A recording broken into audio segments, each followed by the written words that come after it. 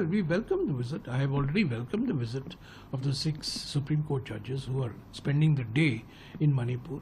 I hope that soon after there will be an all-party delegation that the government will enable to go to Manipur. Delegation of MPs also should go to Manipur, talk to political parties, visit the relief camps. And our Prime Minister, our frequent flyer Prime Minister, is going to Bangkok on the 2nd of April. He should go to Bangkok via Imphal, or on his way back from Bangkok. He should come via Imphal. I mean, he's always saying it is not look east, act east. But if you are acting east, you have to act from northeast. That is the region of the country that is closest to Southeast Asia. And when he says act east, how can you ignore Manipur? Manipur is the gateway to East Asia, Southeast Asia. So he should also go. If the Supreme Court judges have gone, why is the Prime Minister not going? Home Minister goes to Mizoram, which is right next to Manipur, doesn't go to Manipur. Prime Minister goes to Assam, doesn't go to Manipur. Home Minister goes to Assam, doesn't go to Manipur. So it's a good step. And 1st of August 2023, it is the Supreme Court which said that there is an absolute breakdown of constitutional machinery in the state. It took the government 18 months after that to impose president's rule. They got rid of a tribal lady, a distinguished tribal lady, who was governor. For 6 months there was no full-time governor. The governor of Assam was looking after Manipur.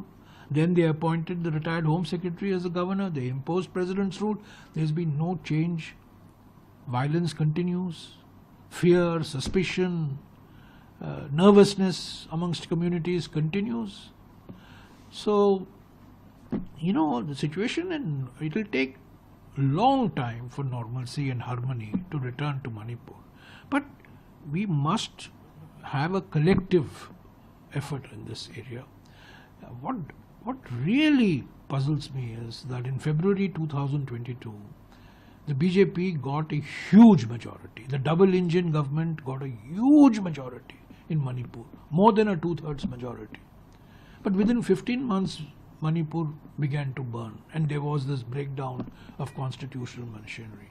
So the only way is you must have elections, say after 6 months.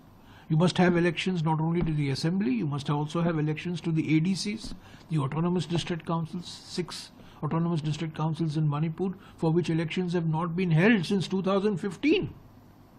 If elections had been held and if you had local level representation, the problem would not have been as serious as it has turned out to be. It's a political solution that is required in Manipur. It's going to take time. But as long as the BJP is there, I don't see, because the politics of the BJP is divide and rule.